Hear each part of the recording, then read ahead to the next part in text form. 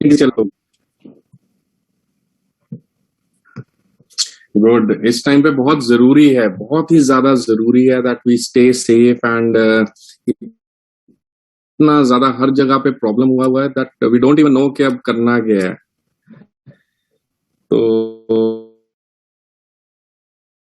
तो बस इस टाइम पे यही जरूरी है कि करते रहिए, अपनी तैयारी करते रहिए और इस टेम्पो को मत ब्रेक करना और ये साथ साथ ही चलते रहना है हमेशा इसके नए काम ने पढ़ाई में। एंड दैट्स वेरी इंपॉर्टेंट कि आप अपना टेम्पो ना ब्रेक करें।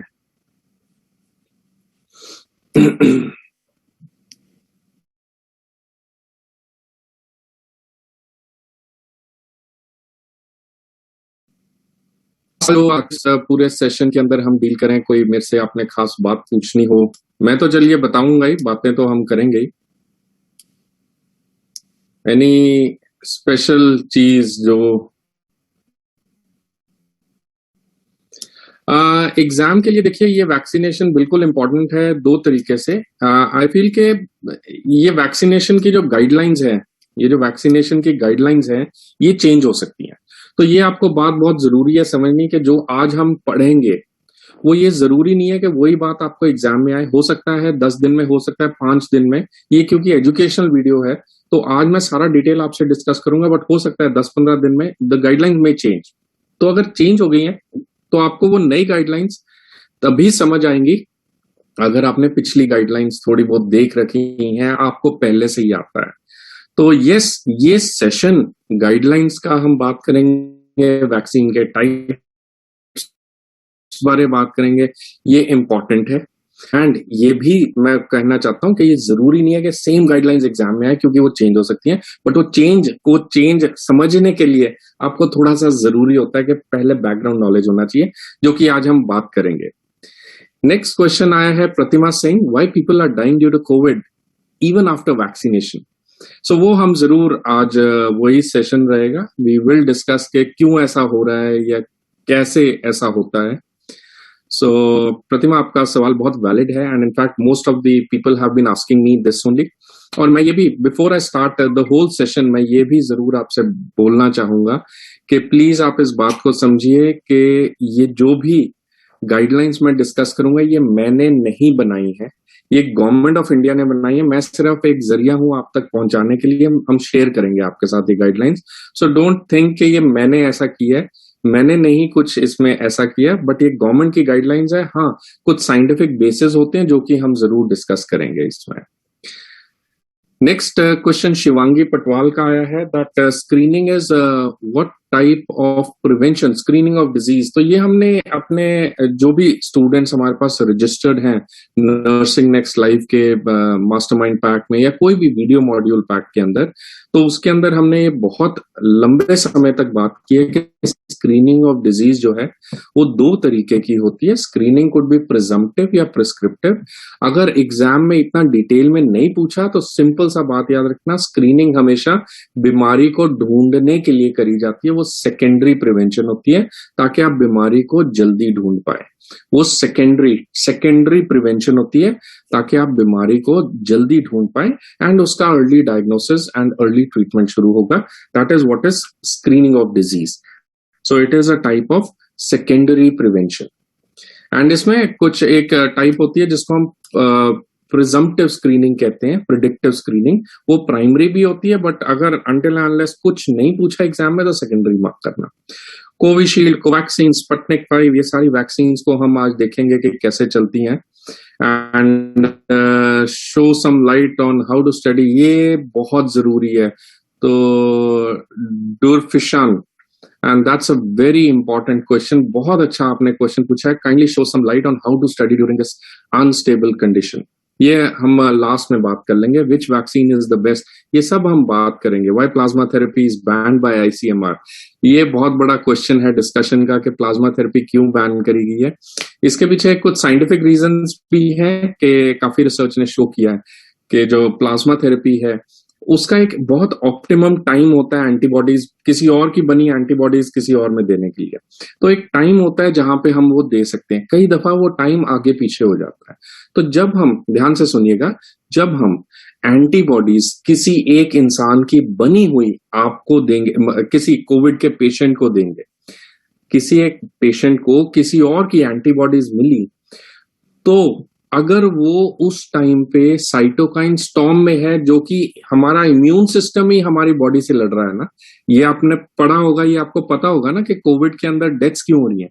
एक तो कोविड में वायरस करके डेथ्स हो रही है, बहुत सारा वायरस फैल रहा है, और एक ये भी आपको पता होना चाहिए कि एक साइटोकाइन स्टॉर्म होता है जहां पे हमारी बॉडी इतना ज्यादा इम्यून सिस्टम बना देती है, केमिकल इन्फ्लेमेटरी मीडिएटर्स आते हैं कि हमारी बॉडी ही अपने आप को मारना शुरू कर दे। तो उस कंडीशन में अगर आप किसी और की एंटीबॉडी दोगे तो क्या बनेगा, वो बेनिफिट करने की बजाय कई दफा केसेस में, मोस्टली केसेस में हार्म कर देती है।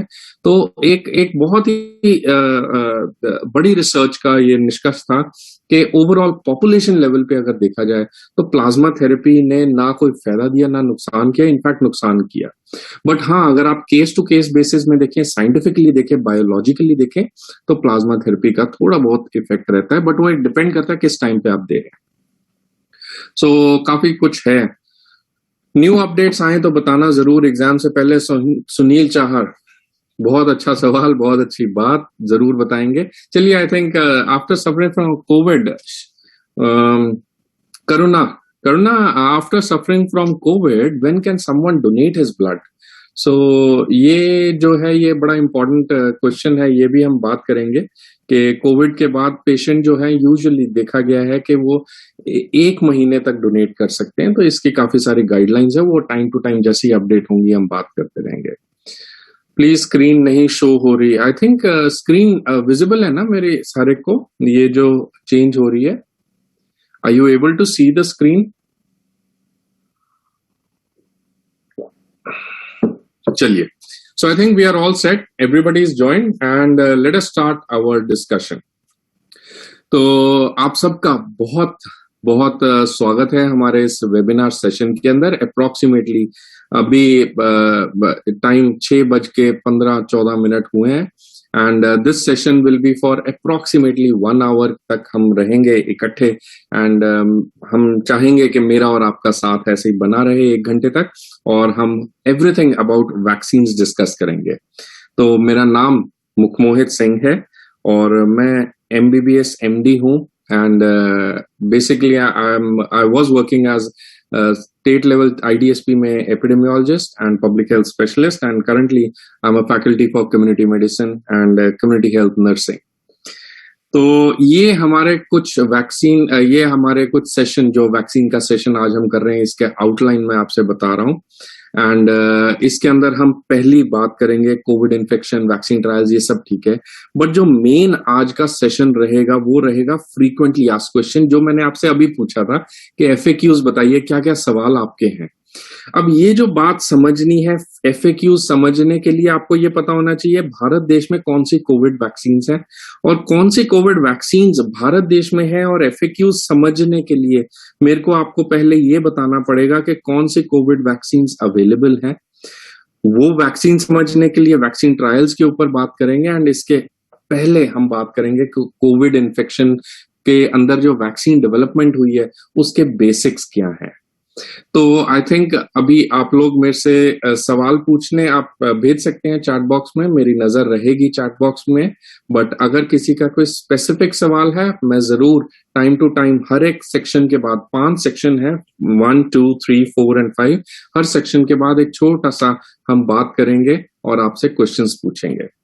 सो चलिए पहला टॉपिक शुरू करते हैं, understanding the basic covid infection के होता क्या है। अब वो जो बेसिक कोविड-19 इन्फेक्शन हम बात करेंगे, उसके अंदर मेरे पास 4 पॉइंट्स हैं आपसे बात करने के लिए। हमें बात करना है कोविड वायरस एंटीजेंस के ऊपर, ACE2 रिसेप्टर मैकेनिज्म क्या है, बीटा सेल या बी सेल एक्टिवेशन किसको कहते हैं, एंड वेरिएंट्स क्या होते हैं कोविड के अंदर।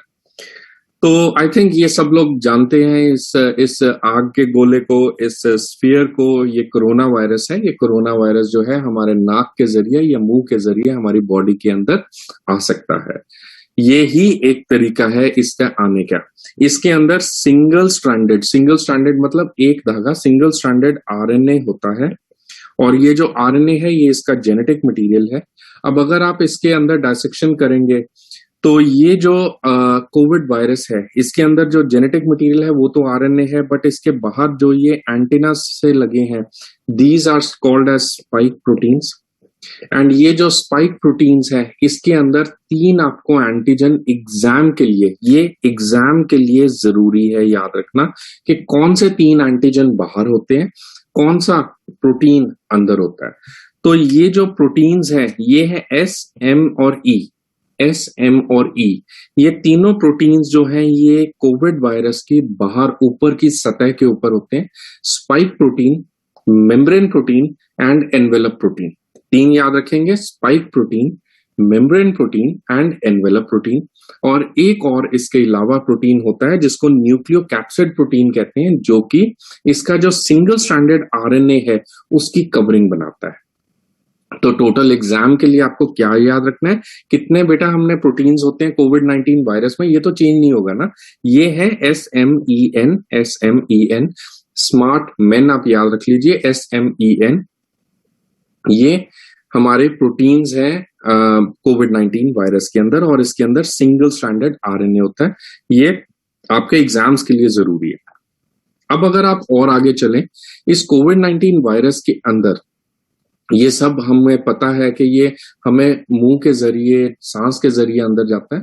अंदर जाके ये कुछ रिसेप्टर से लगता है। ये जो रिसेप्टर्स हैं इनको हम कहते हैं एस, इनको हम कहते हैं ACE2 रिसेप्टर्स।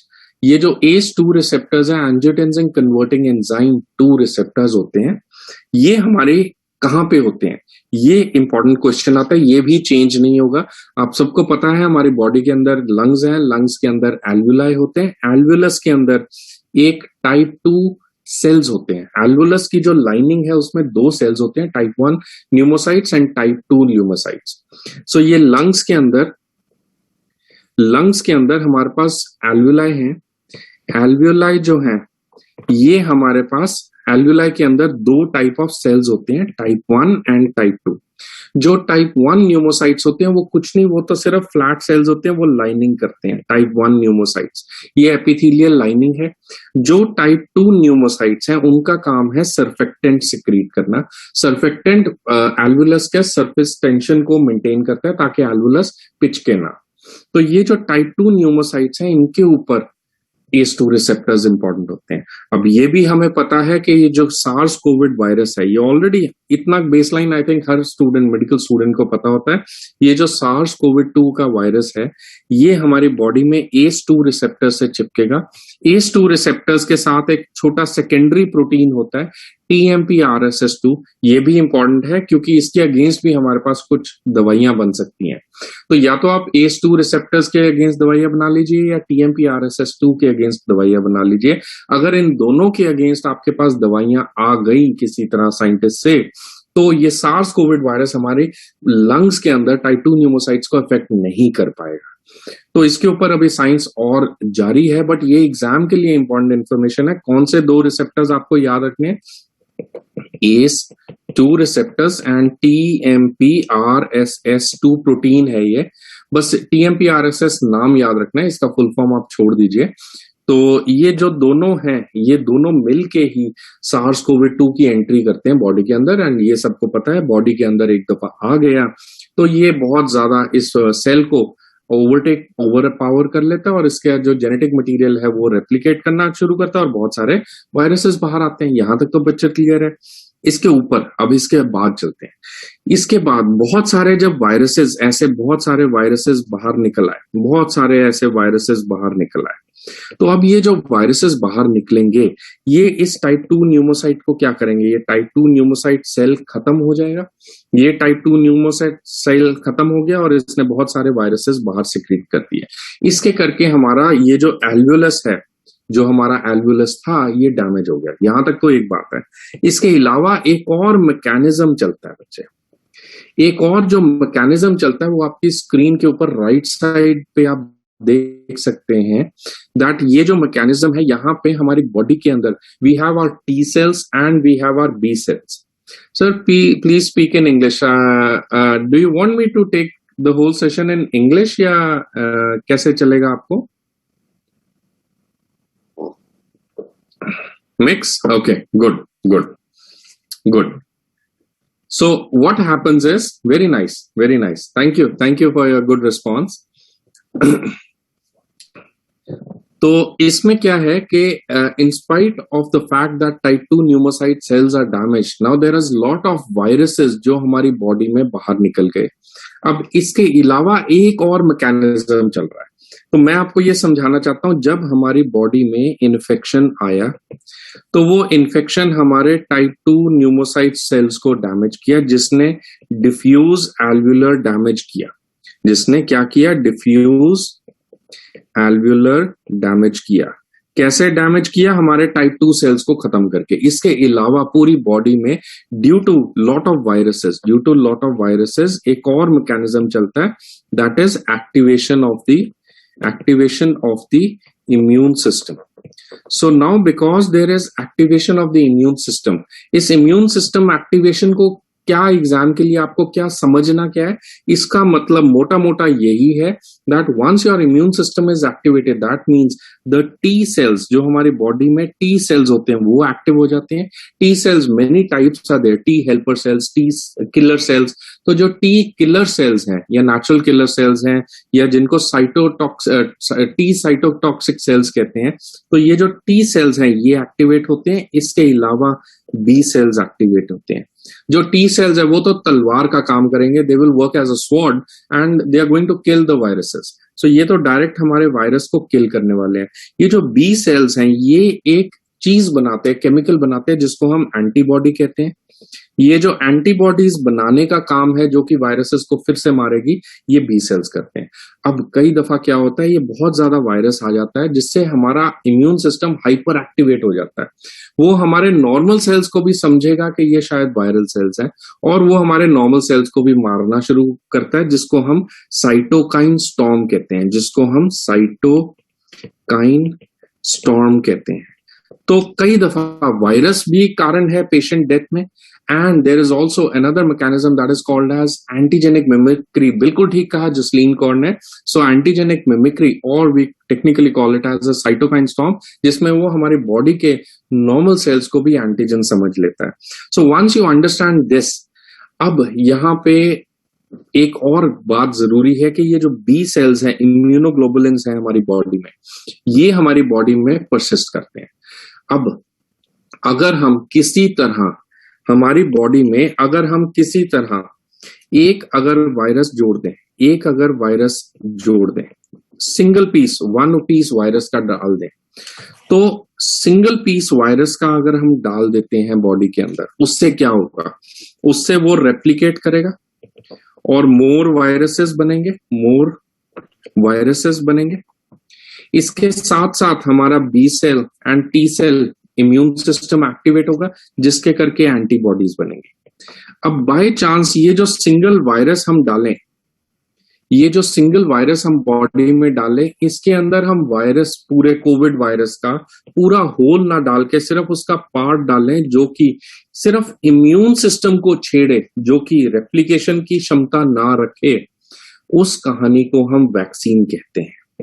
तो वैक्सीन जो है वो वायरस का कुछ पार्ट होगा, या फिर वायरस का सिर्फ एक mRNA होगा जो स्पाइक्स बना रहा है, या फिर वायरस का किल्ड एक्शन होगा पूरा वायरस का पार्टिकल, या फिर वो उसके प्रोटीन्स होंगे, वो अभी देखेंगे. तो इस कहानी को हम वैक्सीन कहते हैं और ये समझना जरूरी है क्योंकि एग्जाम में ये बेसिस है आपके इस पूरी स्टोरी का. मैं फिर से रिपीट करता हूं, वैक्सीन क्या है. अगर आप की बॉडी में ये सारा मैकेनिज्म आप समझ गए हो, ये जो आप स्क्रीन के ऊपर देख रहे हैं, आप ये सारा मैकेनिज्म समझ गए हो.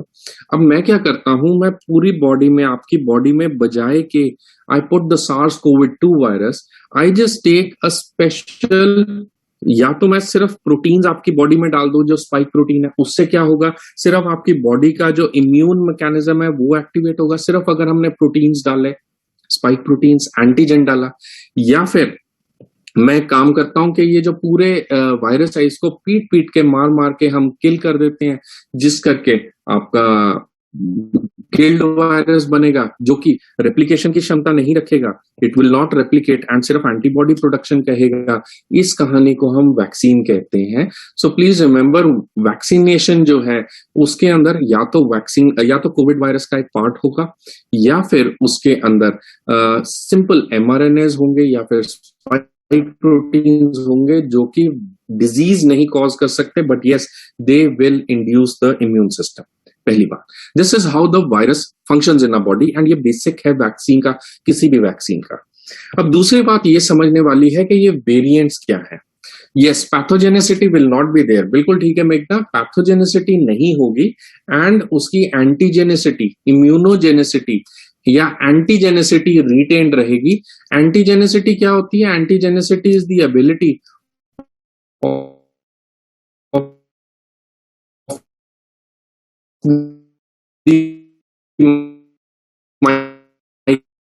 microorganism to cause, is the ability of an organism or microorganism to cause a disease, right? That is what is pathogenicity.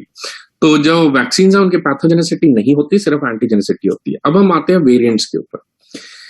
अगर मैंने, मान लीजिए आप में से किसी ने मुझे बोला कि चलो आज ना डिनर में हम चाउमीन बनाते हैं, ठीक है,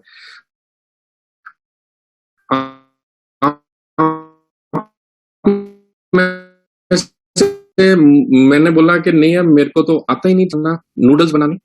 तो जब आपने मुझे नूडल्स बनानी सिखाई तो आपने मुझे बताया कि इतनी नूडल्स लो, उनकी इतनी देर के लिए उबालो, बॉईल करो उनको, उनके अंदर डालो कैबेज, सब्जी डालो, ये डालो, what ever you want,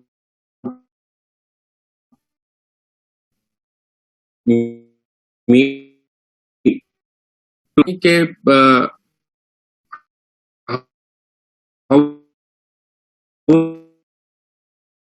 the noodles from me. तो when I told him कि इस तरह से नूडल्स बनती है, मैंने अपने तरीके से उसमें धनिया भी डाल दिया, कुछ और डाल दिया, एंड जब उसने आगे किसी को समझाया उसने अपने तरीके से समझाया, एंड दैट्स हाउ, जब एक बंदे से, एक इंसान से इंफॉर्मेशन दूसरे में गई, दूसरे से तीसरे में गई, और तीसरे से चौथे में गई, ऐसे जब once the information percolates from person to person, don't you think ये जो information है from the person 1 and the information from person number 5 or number 6 will be different? इसी मैकेनिज्म पे, एग्जैक्टली सेम मैकेनिज्म पे हमारा वेरिएंट्स काम करता है।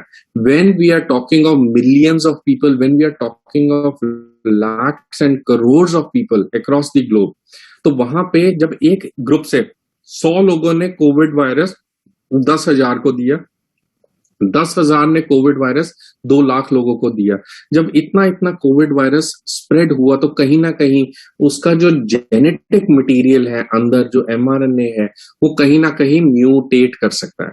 सो ये जो वेरिएंट्स आने हैं, ये वेरिएंट्स आने बायोलॉजिकली पॉसिबल होते हैं, ऐसा नहीं होता कि इनमें वेरिएंट्स ना आए।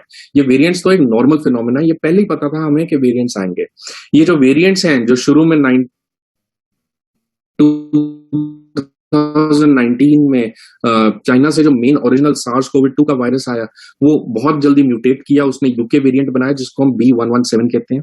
फिर साउथ अफ्रीकन वेरिएंट आया B1351। इसको नंबर्स को आपको याद बिल्कुल नहीं रखना, कोई आपसे एग्जाम में नहीं पूछेगा, बट ये आपको वेरिएंट जरूर पता होना चाहिए बिकॉज दैट इज इंपॉर्टेंट।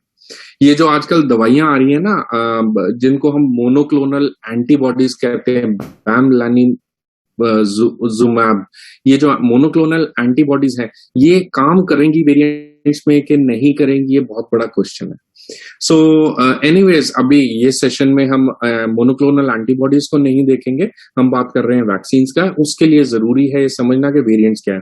तो यूके वेरिएंट था, साउथ अफ्रीकन वेरिएंट था जिसको B1351 कोड दिया गया, P1 वेरिएंट ब्राजीलियन वेरिएंट है, इंपॉर्टेंट है। उसके बाद भारत देश में हमारे पास डबल म्यूटेंट या ट्रिपल म्यूटेंट स्ट्रेन आया 2021 में। सो ये जो मार्च अप्रैल में 2021 में डबल या ट्रिपल म्यूटेंट स्ट्रेन है, ये भी नवंबर दिसंबर में इंडिया में डिटेक्ट हो चुका था, बट इसकी रिपोर्ट्स थोड़ी सी लेट आई। दैट्स ओके, साइंस ऐसी ही चलती है, बट ये तब तक बहुत ज्यादा फैल गया था। इनको कहते हैं B1617 या 618 म्यूटेशंस। सो ये डबल या ट्रिपल म्यूटेशंस है, ये आपको एग्जाम के लिए जरूरी पूछी जा सकती है।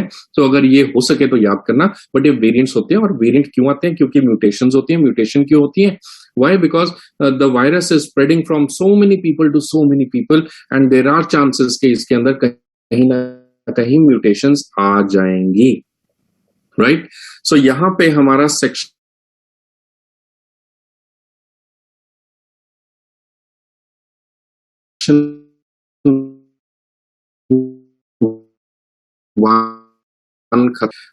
Next section, what are vaccine trials? ये जिसको हम कहते हैं फेज 3 ट्रायल शुरू हुआ, फेज 2 ट्रायल शुरू हुआ, ये क्या चीज है?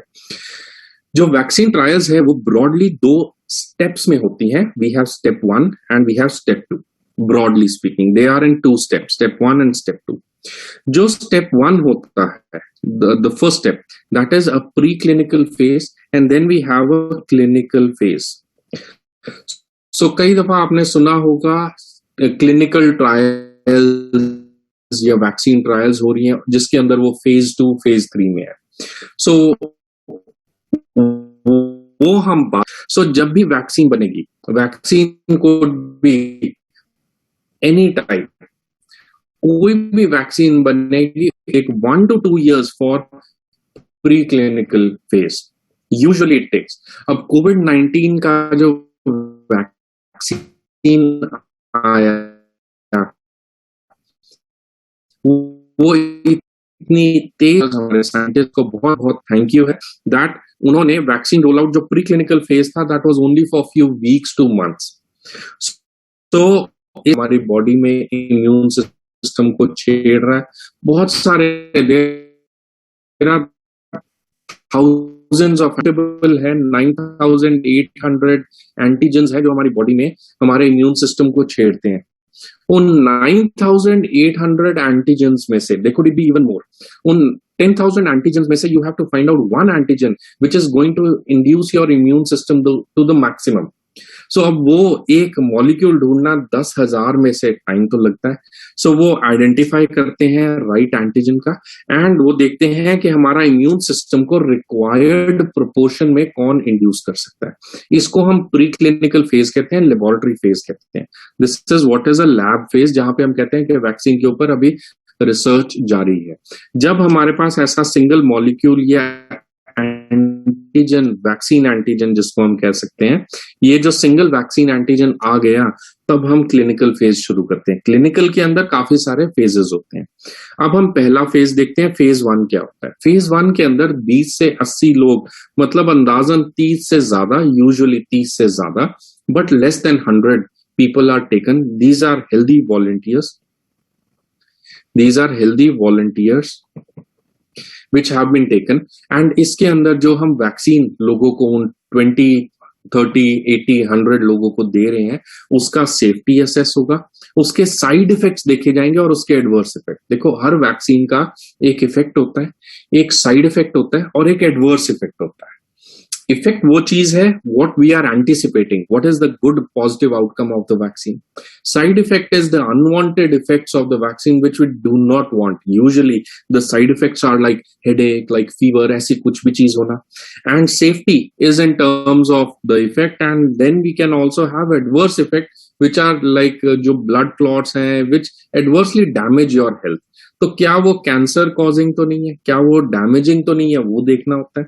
साइड इफेक्ट्स और सेफ्टी देखनी होती है, बट ये बहुत कम लोगों में होती है और ये बहुत स्मॉल टाइम में होते हैं, स्मॉल टाइम में होती है, और यूजुअली ये बहुत कंट्रोल्ड सिचुएशंस में होती है। कंट्रोल्ड सिचुएशंस मतलब हॉस्पिटल में 20 लोगों को देके देख लिया, किसी क्लिनिक में 20-50 लोगों को देके देख लिया, बस इतना करते हैं। इम्यून रिस्पॉन्स चेक कर लेते हैं और ये एविडेंस होता है कि हाँ ये शायद से काम करेगी। अब ये जब शायद से काम करेगी तो हम फेज 2 में स्केल अप करते हैं। फेज 2 के अंदर हमारे पास कुछ हंड्रेड्स ऑफ वॉलंटियर्स होते हैं। यूजुअली ये अराउंड 1000 हो सकते हैं, but it can be more than 1000 also.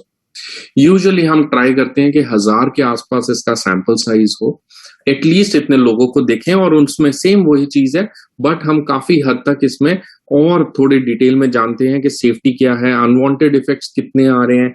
इसके अंदर जो एग्जाम के लिए what is most important is that इसके अंदर फेज 2 के अंदर you have to know that in this phase 2 we are going to study the effectivity and we are going to do the dosing and the timing.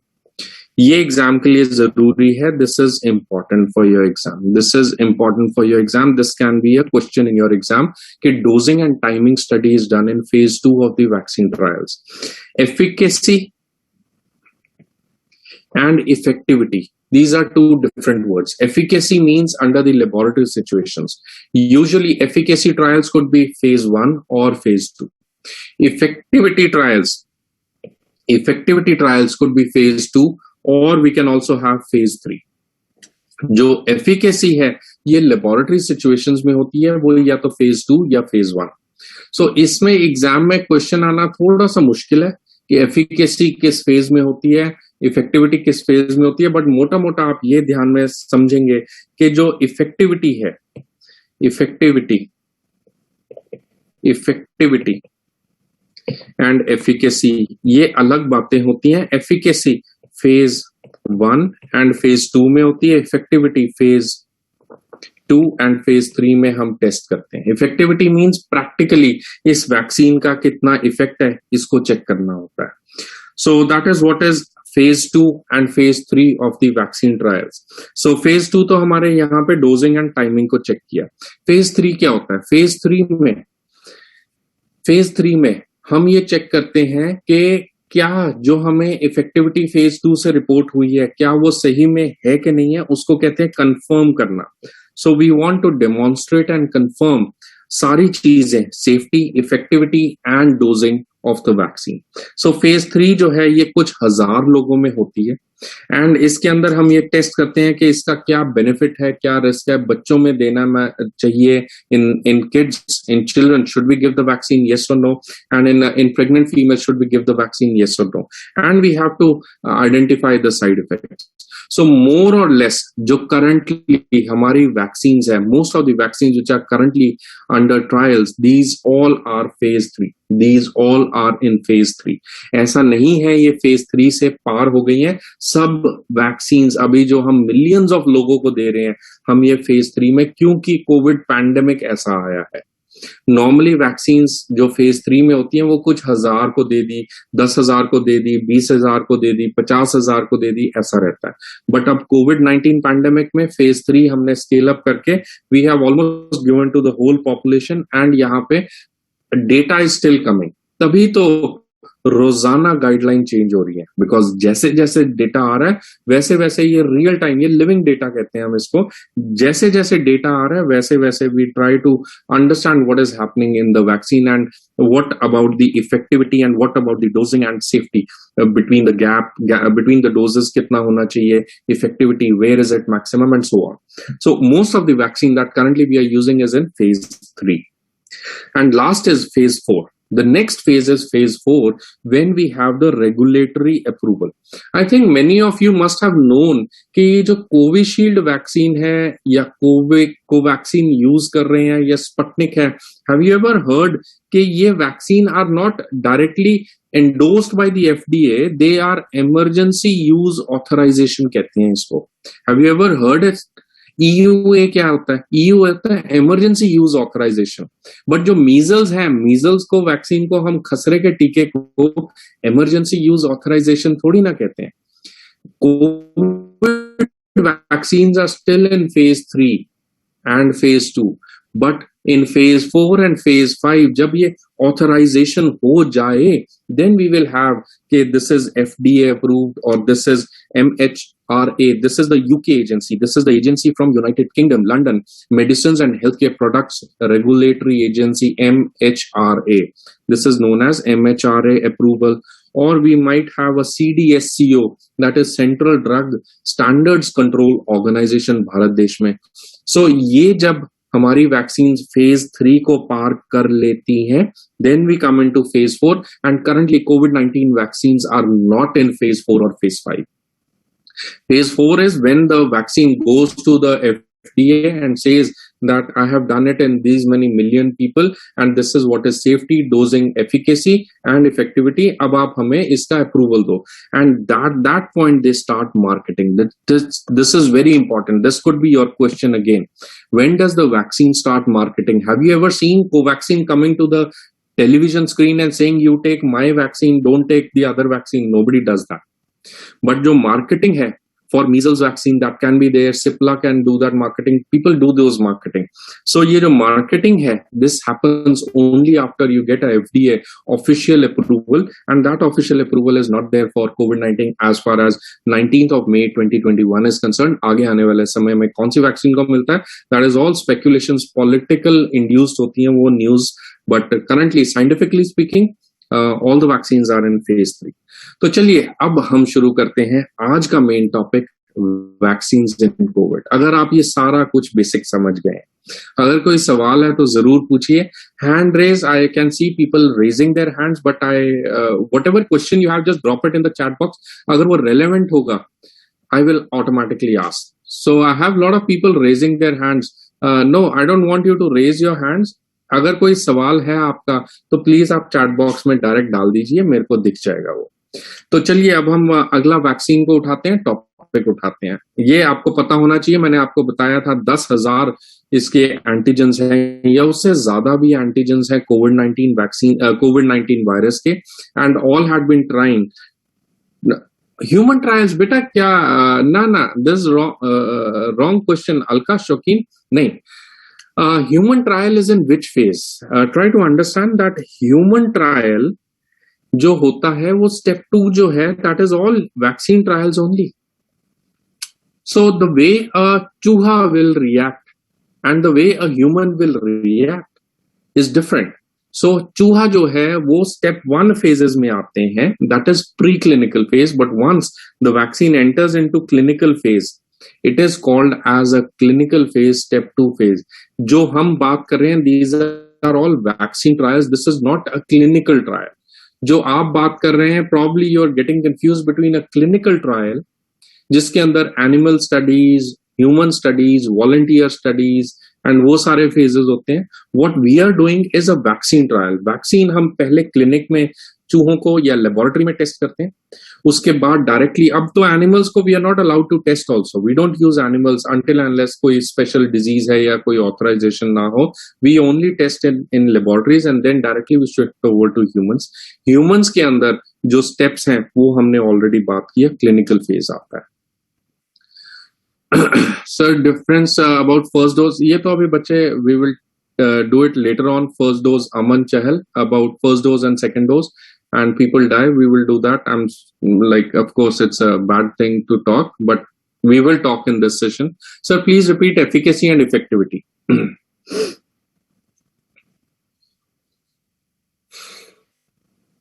Okay, efficacy and effectivity. I have let us say that I buy a car. मैंने एक car खरीदी, मैं एक example दे रहा हूं आपको. Let us से मैंने एक कार खरीदी, I purchase a car. Okay, so when I purchase the car from a showroom, मैंने शोरूम वाले भैया से पूछा, भैया व्हाट इज द फ्यूल, ध्यान से सुनना प्लीज, लिसन केयरफुली. मैंने भैया से पूछा, भैया what is the fuel efficiency of this car. So जो एफिशिएंसी है या एफिकेसी है, जो एफिशिएंसी या एफिकेसी है, that is all under ideal conditions. So वो जो भैया था, ही टोल्ड मी कि ये जो कार है, it gives you a fuel efficacy और फ्यूल एफिशिएंसी ऑफ 10 liters पर किलोमीटर, ऐसा कुछ. 10 kilometers per liter, ऐसा कुछ दिया उसने, फ्यूल एफिकेसी या एफिशिएंसी. अब जब मैं वो कार लेकर घर आया, when I was driving on the road, at that time I found, ध्यान से सुनना, at that time I found that the effective effective fuel efficiency is only effective fuel efficiency is only 7 kilometers per liter. इसका क्या मतलब हुआ? efficacy या efficiency is under laboratory situations, whereas effectivity is under real time situations, it is under practical situations. तो मैंने vaccine बनाई, वो vaccine मेरी लैब में तो बहुत अच्छा काम कर रही थी, मैंने 20 लोगों को भी दिया, बहुत अच्छा काम किया, मैंने 100 लोगों को दिया, बहुत अच्छा काम किया. It has good, please write it in the chat box, it has good efficacy और इफेक्टिविटी. जब मैंने 20, 50, 100 लोगों को दिया, please write it in the chat box. क्या समझे हो आप लोग? What do you want to say, efficacy और effectivity? Very nice. efficacy, very nice, it is efficacy. So but when I put this whole vaccine into the population, so when it goes at the population level, when I started giving to 1000, 10,000, 20,000, 1 million log, अब क्या निकलेगा इसका? Effectivity. अब समझे आप लोग what is efficacy and what is effectivity? Effectivity is in real life और practical situations, या बहुत बड़े पैमाने में कि फाइनली हमें बताओ कि पॉपुलेशन में क्या होगा, राइट? सो ये इफेक्टिविटी या एफिकेसी होता है. ओके, चलिए अब हम शुरू करते हैं. चलो अभी टाइम भी बहुत कम है, फटाफट late us move on babies and let us try and learn कि वैक्सीन्स क्या क्या है. हमारे पास बहुत चीजें हैं. आई have lot of slides for you and ये सुन के जाएंगे और अभी टाइम भी होने वाला है. तो वैक्सीन्स क्या क्या है हमारे पास? वैक्सीन्स शुरू में हमारे पास 200 के करीब वैक्सीन्स थी, बट आज की डेट में ये 200 की वैक्सीन चलते चलते हमारे पास केवल 14 वैक्सीन, 14 वैक्सीन रह गई. उनमें से भी सिर्फ 4 वैक्सीन है जो हम फोकस्ड हैं, पूरा ग्लोब फोकस्ड है. तो अभी हम देखते हैं कौन कौन सी वैक्सीन है. इन सब वैक्सीन को देखने से पहले हमें पता होना चाहिए, एक चीज होती है जिसको हम कहते हैं central dogma rule. Do you know what is a central dogma rule? Do you know what is a central dogma rule?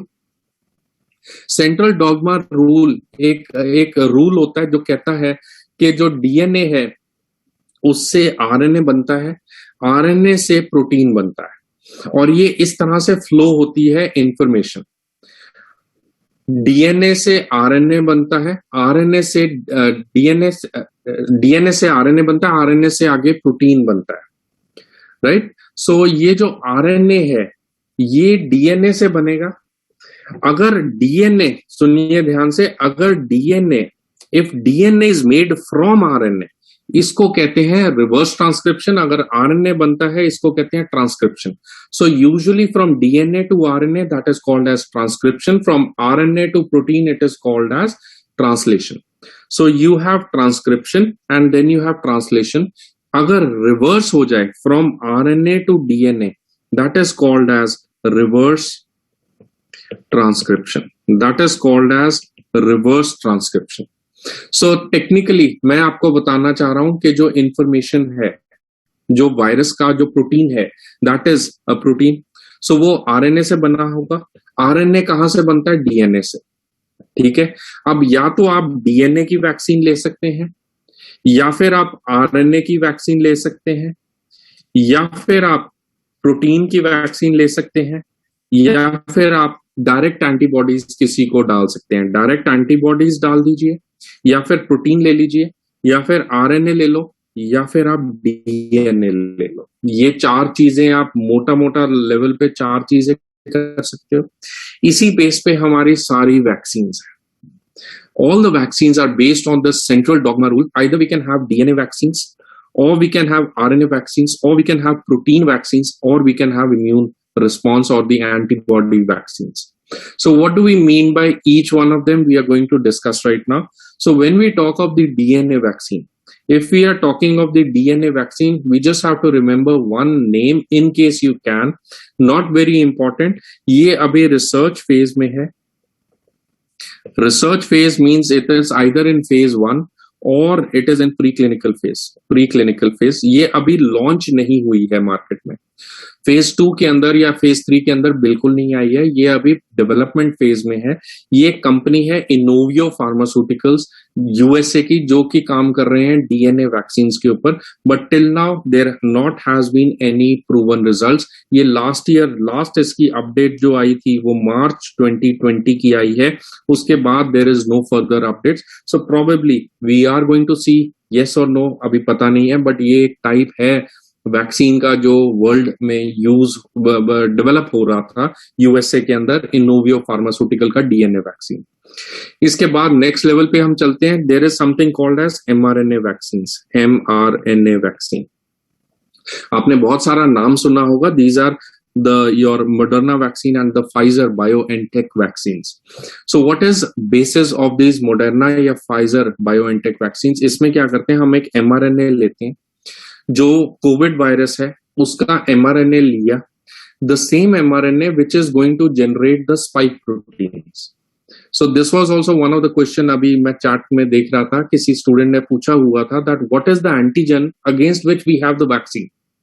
The antigen is nothing but the spike protein against which we have the vaccines. ये जो spike proteins को कौन सा mRNA बनाता है, सिर्फ उतने codons, हमने उतना जेनेटिक मटेरियल को काटा, उसको एक लिपिड नैनो पार्टिकल में डाला, छोटा सा लिपिड का एक लेयर बना के उसके अंदर mRNA डाला, और ये लिपिड नैनो पार्टिकल डाल के हमने आपकी बॉडी के अंदर डाल दिए। जब आपकी बॉडी के अंदर ये जाएगा तो ये वो mRNA हमारी बॉडी में रेप्लिकेट करेगा और बहुत सारे स्पाइक प्रोटीन्स बनाएगा। जब सिर्फ स्पाइक प्रोटीन्स बनेंगे तो बाकी तो डीएनए नहीं है ना जो डिजीज कॉज करेगा, तो डिजीज इस केस में नहीं हो सकता। It's a big big no, no disease can happen after vaccines. Why? Because इसमें mRNA तो काट के डाला है ना, पूरा mRNA तो नहीं डाला। It is biologically not possible to have a disease after getting a COVID vaccine, at least from Moderna and Pfizer. ये possible नहीं है। There is no possibility of disease after COVID vaccines. ये था mRNA vaccines, और ये lipid nano particle में डाला, और ये mRNA Moderna या Pfizer की बहुत कॉमन यूज्ड है। ये डेवलप्ड कंट्रीज में, most of the countries in US, in Canada, UK, Australia, यही वैक्सीन यूज हो रहे हैं। ठीक है, आई नो डिजीज हो रहा है, वो हम बाद में बात करेंगे काजल, अभी थोड़ी देर में हम बात करते हैं, उसको मैं क्लियर आउट करने की ट्राई करूंगा। नेक्स्ट हमारे पास आती है जिस ग्रुप को हम कहते हैं viral vector vaccines. Viral vector vaccines, अब ध्यान से सुनना, what is the difference between an mRNA vaccine and a viral vector vaccine? ध्यान से सुनना, यहीं पे सारा खेल तामझाम यहीं पे चिपका हुआ है। अब क्या होता है कि mRNA को जब आपने एक वायरस पार्टिकल लिया, क्या होता है कि आपने एक वायरस का mRNA, बहुत सारा mRNA है, उसमें से आपने एक छोटा सा mRNA का पार्ट ले लिया, इस mRNA को लिपिड नैनो पार्टिकल में डाल के हमने एक इंसान की आर्म में लगा दिया, वैक्सीन लग गई। इस वैक्सीन को कौन सा वैक्सीन कहेंगे? mRNA वैक्सीन कहेंगे। इसको हम mRNA वैक्सीन कहेंगे। डन होगी। ये अभी हमने बात किया जो मोडर्ना और फाइजर है। अब मेरे पास एक और तरीका है, देखो साइंटिस्ट का दिमाग देखो, दिमाग ये है कि उन्होंने कहा ये mRNA जरा मुझे देना, उसने ये mRNA उठाया, उस mRNA को, इस mRNA को अब हमने बॉडी के अंदर डालना है। प्रॉब्लम यही है ना, आपको याद है हमने पहले बात किया था, टाइप 2 न्यूमोसाइट्स के अंदर ACE2 रिसेप्टर्स के अंदर जाएगा, ये वाया दी ACE2 रिसेप्टर्स ये सेल के अंदर जाएगा। अब वो सेल के अंदर डालने के लिए हमें इसको लिपिड नैनो पार्टिकल में कोटिंग करनी पड़ती है। That is the only way it can replicate in the body. So अब क्या करना है, आप mRNA को लेके लिपिड नैनो पार्टिकल के अंदर अगर हम डालते हैं, this lipid nano particle it is kind of expensive and it requires very much good amount of cold chain होनी चाहिए, -20 डिग्री सेल्सियस का कोल्ड चेन होना चाहिए। तो वो तो मोस्टली कंट्रीज में, भारत देश कंट्री में या कोई भी डेवलपिंग कंट्री में संभव नहीं है। तो इन्होंने क्या किया, इन्होंने इसी mRNA को उठाया, उसको एक एडिनो वायरस में डाला, जो कि चिंपैंजी का एडिनो वायरस है। ये एडिनो वायरस में कुछ ना कुछ प्रोटीन्स ऐसे थे जो हमारी किसी और सेल्स के अंदर घुस के उसकी मशीनरी को ओवरटेक करके ये बहुत सारे एमआरएनए रिप्रोड्यूस कर सकते हैं। जरूरी थोड़ी ना कि हम जो ये एमआरएनए आया है ये सिर्फ ACE2 रिसेप्टर के अंदर ही जाएंगे या टाइप 2 न्यूमोसाइट्स में ही जाएंगे। हमने किसी और वायरस को लिया जो कि हमारी बॉडी में कोई बीमारी कॉज नहीं करता। ये चिंपैंजी का किल्ड वायरस होता है, जो उसका बाहर का प्रोटीन होता है, सो हम इसको वेक्टर कहते हैं। तो हमने क्या किया, ये एमआरएनए को उठाया, हमने एक क्षमता ये भी नहीं रखा, ये भी बीमारी नहीं कॉज कर सकता वेक्टर। हमने एक वेक्टर में डाला और ये वेक्टर मतलब एक स्कूटर पे डाला और स्कूटर आपकी बॉडी में भेज दिया। अब ये जो स्कूटर, ध्यान से सुनना, ये स्कूटर जो है आपकी बॉडी इस स्कूटर को पहचानती थी। ये स्कूटर भी हमारा ही था। ये स्कूटर की डिक्की में जो छुपा हुआ था जेनेटिक मटेरियल, वो कोविड वायरस का एमआरएनए था। तो कहीं ना कहीं ये स्मगलिंग हो गई कि आपने एक फॉरेन एमआरएनए हमारी बॉडी में भेजा। हमारी बॉडी को लगा कि ये तो कुछ भी नहीं है, ये तो नॉर्मल सा वायरस है, ये तो नॉर्मल सा चीज है। इसको बॉडी में गया, ये रेप्लिकेट हुआ, हमारे बहुत सारे एमआरएनए बने, एमआरएनए से डीएनए बने, और ये जो गंदे वाला एमआरएनए था जिसने स्पाइक प्रोटीन्स बनाने थे, ये भी हमारी बॉडी में रेप्लिकेट किया। तो हमारी बॉडी में बहुत सारी स्पाइक्स आ गई। अब ये जो स्पाइक्स आ गई, तो अब स्पाइक ने क्या करना है, ये स्पाइक ने भी तो आके इम्यून रिस्पॉन्स को एक्टिवेट करना है, बी सेल्स, टी सेल्स, वही सब चीजें बनेंगी।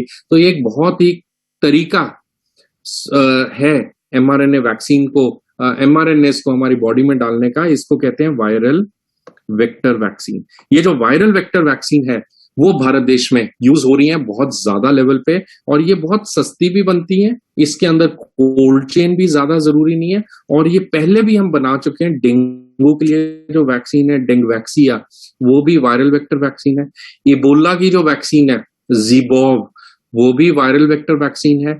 जो येलो फीवर की वैक्सीन है 17D वैक्सीन, वो भी वायरल वेक्टर वैक्सीन है। तो हमें पहले ही आती थी वैक्सीन बनानी, बस फर्क ये था हमें वो एमआरएनए नहीं मिल रहा था कोविड वायरस का, वो मिला। अब वो जैसे ही मिला, हमने अपने स्कूटर पे बिठाया और वो स्कूटर को वैक्सीन के जरिए हमने बॉडी में डाला और बॉडी में वो परकुलेट किया। तो इसी वजह से हमारे पास ऑक्सफोर्ड एस्ट्राजेनेका वैक्सीन आया, गमेलिया स्पुतनिक वालों ने वैक्सीन निकाला, जेनसन वैक्सीन आया। ऑक्सफोर्ड वालों के साथ हमारी कंपनी ने टाई अप किया, serum institute India private limited ने टाई अप किया और वैक्सीन बनाई जिसको हम कोविशील्ड कहते हैं। अब आप समझ गए, कोविशील्ड किल्ड नहीं है कंचन। कोविशील्ड वैक्सीन जो है वो वायरल वेक्टर वैक्सीन है, कोवैक्सीन है जो किल्ड है, राइट। सो आरएनए वैक्सीन को अभी तक लाइसेंस क्यों नहीं दिया दुर्फिशान? बिल्कुल ठीक क्वेश्चन है आपका। आरएनए वैक्सीन थोड़ी महंगी है। आरएनए वैक्सीन जो है उनके लिए कोल्ड चेन इक्विपमेंट बहुत ज्यादा चाहिए, जो कि अभी तक इंडिया में नहीं आया। कोविशील्ड किल्ड ऐसा नहीं जी, कोविशील्ड किल्ड नहीं है, कोविशील्ड को कहते हैं वायरल वेक्टर वैक्सीन। बच्चे कोविशील्ड नहीं है, किल्ड तो नहीं है। अब कंचन इसमें क्या कर सकता हूं मैं, कोविशील्ड नहीं है killed, Covishield is a viral vector vaccine. Okay, Covaxin जो है वो किल्ड वैक्सीन है, अभी हम बात करेंगे। Covishield is a viral, I am not saying it is a killed vaccine और अ लाइव वैक्सीन, ये अलग टाइप ऑफ वैक्सीन होता है। इसको किल्ड या लाइव के अलावा है ये, इसको कहते हैं viral vector vaccine. Covishield viral vector vaccine, ये आपके एग्जाम में आ सकता है, प्लीज रिमेंबर, ये 5 स्टार क्वेश्चन है, इसको भूल मत जाना, ठीक है। चलिए अब हम चलते हैं एक और तरीका। अब क्या करेंगे आप, ये जो जो ये कोरोना वायरस है, ये जो कोविड-19 का वायरस है, ये थर्ड टाइप ऑफ वैक्सीन मैं आपके साथ डिस्कस कर रहा हूं। हमने पहली बात की जो डीएनए वैक्सीन है, फिर हमने सेकेंड लेवल पे बात किया जो एमआरएनए वैक्सीन है, थर्ड लेवल पे बात किया viral vector vaccine, fourth, third नहीं है सॉरी, ये फोर्थ है। अब हम फोर्थ बात कर रहे हैं, ये जो किल्ड वैक्सीन क्या है। अब आता है आपका सवाल किल्ड वैक्सीन का। अब आप क्या करिए, कोविड-19 वायरस उठाइए, कोविड-19 वायरस को बिल्कुल मार दो, खत्म कर दो। इस कोविड-19 वायरस को हीट किल्ड करो, हीट किल करो। रेडिएशन से मारो, इसको इनएक्टिवेट करो।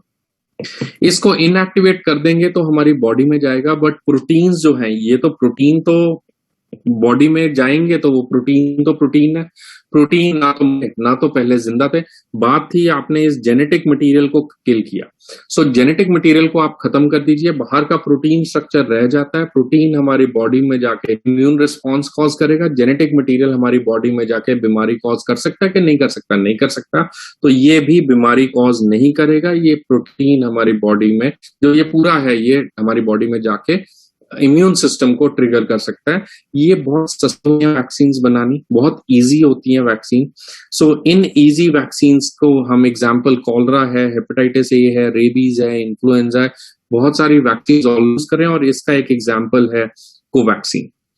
सो कोवैक्सीन जो है that is a killed vaccine. So please remember, Covaxin is a killed vaccine. Sir DNA vaccine कैसे बना? कोरोना वायरस में तो आरएनए होता है। डीएनए, इसको रिवर्स ट्रांसक्रिप्शन कहते हैं, क्योंकि हमारी बॉडी में आरएनए से डीएनए बना के डीएनए हमारी बॉडी में इंसर्ट, और प्रोसेस भी में थोड़ा मुश्किल है। So these are called as killed vaccine, that is Covaxin, right? So Covishield live भी नहीं है, किल्ड भी नहीं है, that is a viral vector vaccine. Next होते हैं, एक ग्रिफिथ यूनिवर्सिटी है ऑस्ट्रेलिया में। So this is Australia. Australia में ग्रिफ्थ यूनिवर्सिटी है। इस ग्रिफ्थ यूनिवर्सिटी ने क्या किया? कोरोना वायरस को लिया, उसको एटीनुएट किया। ये लाइव एटीनुएटेड वायरस वैक्सीन होती हैं, दीज आर लाइव वैक्सीन। इस लाइव वैक्सीन में हम जो इसका जेनेटिक मटेरियल है, जेनेटिक मटेरियल को ऐसा बना देते हैं ताकि वो रेप्लिकेट ना कर सके। बट ये जो वायरस है ऑल टुगेदर ये लाइव वायरस होता है, और बहुत सारे हमारे पास लाइव वैक्सीन हैं, जैसे ओपीवी है, येलो फीवर है, फ्लू वायरस वैक्सीन है, बीसीजी है, मीजल, मम्स, ये बहुत सारी हमारी वैक्सीन हैं जो कि लाइव वैक्सीन है। सो ये जो लाइव एटीनुएटेड वायरस वैक्सीन हैं, हम इनको पहले भी यूज करते हैं, हमने ट्राई किया है कोविड में भी यूज करने का, बट इसका भी अभी तक कोई पॉजिटिव रिजल्ट नहीं आया है। We are still awaiting for the good results from Griffith University, but ये लाइव एटीनुएटेड वैक्सीन भी एक टाइप हो सकती हैं वैक्सीन का। इसके अलावा ये काफी इंपॉर्टेंट है, ये वैक्सीन, ये जो वैक्सीन है, अब आप क्या करिए, आप इसका एमआरएनए को भी छोड़ दो, आप अकेला इसके ये जो प्रोटीन मॉलिक्यूल्स है, इसके ये जो प्रोटीन मॉलिक्यूल्स है, इनको उठा के एक सिरिंज में भरो और सिरिंज बंदे के अंदर डाल दो। तो आपने क्या किया, उस इंसान में बनी बनाई प्रोटीन सिर्फ इंसर्ट करी। इसको कहते हैं प्रोटीन सब यूनिट वैक्सीन, इसको कहते हैं प्रोटीन सब यूनिट वैक्सीन। और इसका एग्जाम्पल एग्जाम के लिए याद रखो, नोवावैक्स। ये बहुत फ्रीक्वेंटली आस्क्ड क्वेश्चन है, इसको कहते हैं नोवावैक्स। ये सब यूनिट वैक्सीन है और ये प्रोटीन बेस्ड वैक्सीन है। सब यूनिट वैक्सीन है और ये प्रोटीन बेस्ड वैक्सीन है। इसके अलावा एक और टाइप होती है जो कि बड़ा मुश्किल है, इसकी कोई यूटिलिटी नहीं है, ये अभी तक डेवलपमेंट फेज में ही है। These are called virus like particles. और जो वैक्सीन हैं, what are the vaccine that we have? What are the vaccine? First we have is the killed vaccine. Killed vaccine कौन सी है? कोवैक्सीन है। Then we have a viral vector vaccine. जो viral vector vaccine है वो Oxford vaccine है, कोविशील्ड है। And third we have mRNA vaccine. MRNA vaccine कौन सी है? That is Moderna vaccine and Pfizer vaccine. And last is we also have protein vaccines which are Novavax. ये अभी development phase में और ये आने वाली है। So these are the broad 4 types of vaccine जो अभी करंटली हमारे देश में, भारत में यूज हो रही है। Any question still now? Sputnik, Sputnik V, Sputnik 5 नहीं है, स्पुतनिक वी है। Sputnik V is a viral vector vaccine, it is also a viral vector vaccine.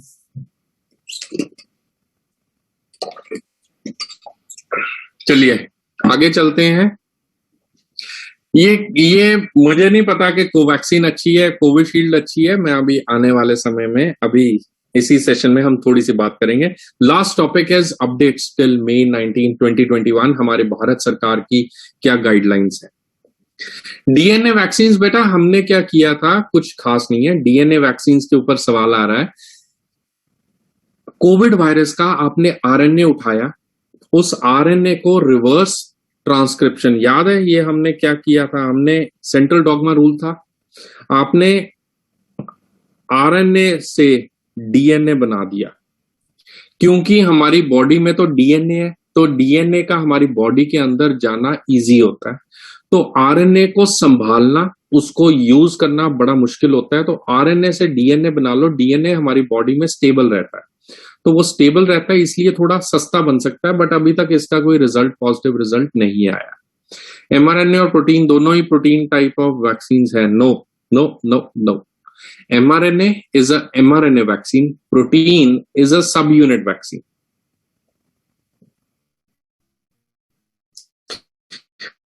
Protein is a सब, ये कंफ्यूजन मुझे भी थी, तो मैं आपको क्लियर कर देता हूं। ये मैं भी जब पढ़ रहा था ना, जब मैं एमडी कर रहा था, ये मुझसे मेरे प्रोफेसर ने सवाल पूछा था कि बताओ प्रोटीन वैक्सीन और सब यूनिट वैक्सीन में क्या फर्क होता है, तो तब मुझे उन्होंने समझाया, तो मैं आपको समझाता हूं। जो सब यूनिट वैक्सीन है, सब यूनिट मतलब आप सेल का कोई एक हिस्सा ले लेते हो, सेल का कोई एक पार्ट ले लेते हैं और उसको बॉडी में इंसर्ट करते हैं, उसको कहते हैं सब यूनिट वैक्सीन। ये जो सब यूनिट वैक्सीन है, it could be protein vaccine, it could be polysaccharide vaccine, it could be a conjugate vaccine. अगर आप सेल के जो बैक्टीरिया है, वायरस है, उसके बाहर के प्रोटीन्स ले लो, उसको हम प्रोटीन सब यूनिट वैक्सीन कहते हैं। अगर आप उसकी बाहर की मेम्ब्रेन एंटीजेनिक है और वो मेम्ब्रेन ले लो, तो उसको हम पॉलीसैकेराइड वैक्सीन कहते हैं। एग्जाम्पल पॉलीसैकेराइड वैक्सीन का कौन सा है? Polysaccharide vaccine pneumococcal polysaccharide vaccine. तो आप बाहर का शेल ले लेते हैं, बट कई दफा ये पॉलीसैकेराइड वैक्सीन जो है, ये बच्चों में यूज नहीं हो सकते। It can not be used in children. तो हम क्या करते हैं, पॉलीसैकेराइड को, जो बाहर का शेल है, सो हम क्या करेंगे, बाहर का जो शेल है, that is the polysaccharide plus a stabilising protein molecule के साथ जोड़ देते हैं। इसको कहते हैं कॉन्जुगेट वैक्सीन। सो बाहर का polysaccharide plus the stabilising protein को हम कॉन्जुगेट वैक्सीन कहते हैं। तो ये पीसीवी न्यूमोकोकल कॉन्जुगेट वैक्सीन, जो कि बच्चों में भी यूज हो सकता है। तो ये जो ब्रॉड कैटेगरी है सब यूनिट वैक्सीन की, उसकी तीन टाइप्स हो सकती है, प्रोटीन वैक्सीन, पॉलीसैकेराइड वैक्सीन या कॉन्जुगेट वैक्सीन। एग्जाम्पल इसका बहुत अच्छा आपने बोला, hip vaccine, right. So protein vaccine का एग्जाम्पल होता है जिसको हम ए सेलुलर पर्ट्यूसिस कहते हैं, प्रोटीन वैक्सीन है। या कोविड-19 की जो प्रोटीन वैक्सीन है, नोवावैक्स है, तो ये सारी चीजें हैं। इसको नोवावैक्स भी इसमें डाल सकते हैं। ये अभी भारत देश में आने वाली है। नेक्स्ट वैक्सीन जो आएगी, ये WHO ने अप्रूवल दे दिया नोवावैक्स को, बट एनीवेज ये सब बातें न्यूज की होती हैं। तो ये बेटा था ये प्रोटीन वैक्सीन की दोनों डोज सेम वैक्सीन की बजाय अलग अलग वैक्सीन की लगा लें, what will happen? Nothing will happen. Efficacy trials इसकी नहीं हुई है, अभी हम वही क्वेश्चंस पे बात कर रहे हैं। अब यहां तक तो आप सारे सवाल, सारा बेस समझ गए हो, सारा बेस आप समझ गए हो। टॉक्सोइड इज नथिंग बट हम उसका केमिकल प्रोटीन निकाल के हम डाल देते हैं। इट इज नॉट अ सब यूनिट वैक्सीन। वो डायरेक्ट उसमें हर चीज, ऐसे तो हर चीज ही प्रोटीन हुई, एमआरएनए भी तो प्रोटीन हुआ in that sense, but we don't call that mRNA as a protein vaccine, right. So चलिए अब हम चलते हैं। आई एम सॉरी, टाइम अभी ओवर होने वाला। I can not repeat things. जो रिपीट आपको चाहिए होगा, ये सेशन आप मोबाइल ऐप में अपने जो भी मास्टरमाइंड पैक्स उसके अंदर आप यूज कर सकते हैं, उसके अंदर आप दोबारा से देख सकते हैं। चलिए, let us move to the update for the day 19 May 2021।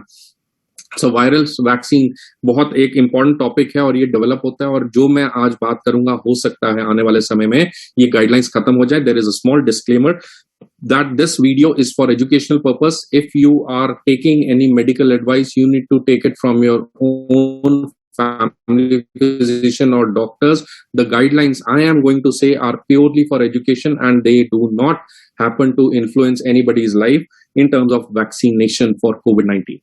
So अगर आप COVID-19 की वैक्सीन लगवा रहे हैं, मैं फिर से दोहराऊंगा कि अपने डॉक्टर की सलाह के बाद ही लगवाएं. अगर आपको ऑटो इम्यून डिजीज है, प्रेग्नेंट है, लैक्टेटिंग है या कोई भी मेडिकल कंडीशन है.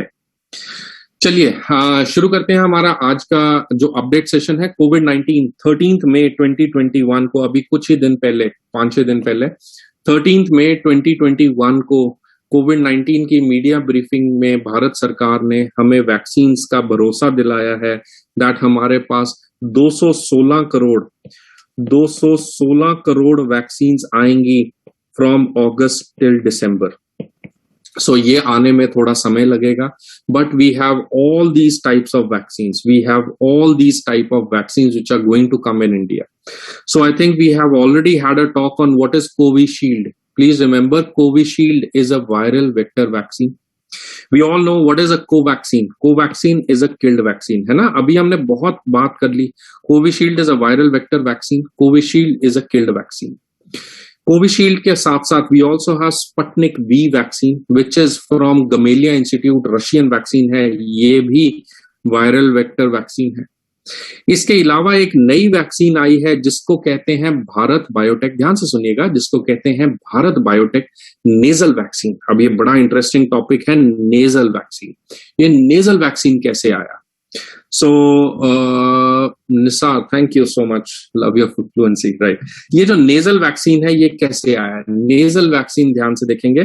नेजल वैक्सीन का जो नंबर है that is a Bharat biotech vaccine 154 vaccine है. इसके अंदर सेम तरीके से हमने वायरसेस का mRNA लिया, उसको एक वेक्टर पे बिठाया. Vector is another plasmid molecule and वो वेक्टर बजाय कि आपकी बॉडी के अंदर हम इंजेक्शन से दें, हमने वो थ्रू नोज देना शुरू किया. And this is a nasal vaccine and ये अप्रूवल मिल गई है for emergency use authorisation. These vaccines have been cleared for use, emergency use in India. So ये वैक्सीन्स की प्रोडक्शन अभी चालू है और भारत में बहुत जल्द we will also have nasal vaccines. Yes, ये सारी वैक्सीन्स कौन से फेज में है बेटा? या तो ये फेज 2 के अंदर होंगी या फिर ये फेज 3 के अंदर, मोस्टली सब फेज 3 के अंदर आएंगी. ये समझ रहे हो? तो ये कौन सी वैक्सीन बेहतर है, कौन सी नहीं है, ये तो रिसर्च बताएगा. But currently we know that Covishield is shown good results, Covaxin has shown good results. ये नई vaccine Bharat Biotech nasal vaccine is also there, Sputnik V, and all these 3 are viral vector vaccines. Covaxin we already know is a killed vaccine. अब ये जो कुछ और नई सब unit vaccine आई हैं, एक है नोवावैक्स जो कि हमने ऑलरेडी बात किया. नोवावैक्स के अंदर क्या होता है? अब ध्यान से देखेंगे. नोवावैक्स के अंदर क्या होता है कि नोवावैक्स में क्या होता है कि ये जो वायरस है इसके अंदर हम वायरस का स्पाइक प्रोटीन्स ले लेते हैं. वायरस का स्पाइक प्रोटीन्स ले लेते हैं. ये जो फ्लावर्स आप देख रहे हो, these are the spike proteins.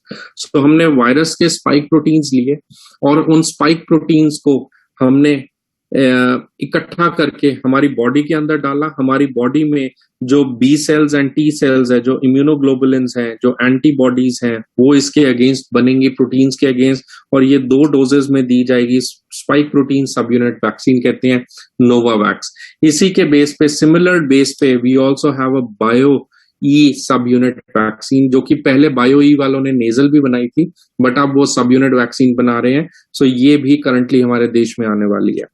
इसके अलावा एक और चीज है, this quite interesting, that we also have mRNA vaccine just like the Moderna and the Pfizer by the Gennova Pharmaceuticals. Gennova Pharmaceuticals Switzerland से आया है कंपनी. ये बहुत बड़ी कंपनी है स्विट्जरलैंड की, जेनोवा. इसका फायदा क्या है mRNA vaccine by Gennova Pharmaceuticals? इसका फायदा ये है that the mRNA vaccine by the Gennova Pharmaceuticals ये स्टेबल है, ये 2 to 8 डिग्रीज पे भी चलेगा. याद है अभी प्रॉब्लम क्या थी mRNA वैक्सीन का? वो स्टेबलाइजेशन प्रॉब्लम था, कोल्ड चेन इक्विपमेंट प्रॉब्लम था, -20 डिग्री सेल्सियस चाहिए था। बट ये जो जेनोवा वैक्सीन है, ये 2 to 8 डिग्रीज में भी काम कर सकता है। दो चार बातें और about Sputnik V virus vaccine. ये जो स्पटनिक वी नया वैक्सीन आया है, ये पैसे देके हम लगवा सकते हैं। कुछ 950,000 लग रहा है, कई जगह पे थोड़ा ज्यादा भी लग रहा है। तो ये जो वैक्सीन है ये थोड़ा सा महंगा है, but it has shown very good results, promising results. इसका अप टू 90% एफिकेसी है, 96% एफिकेसी है। और ये जो 96% एफिकेसी के बाद भी, ये इसके बावजूद भी इसके 2 डोजेस लगते हैं। एक गमेलिया वालों ने ही एक नया वैक्सीन निकाला जिसको हम स्पटनिक लाइट कहते हैं।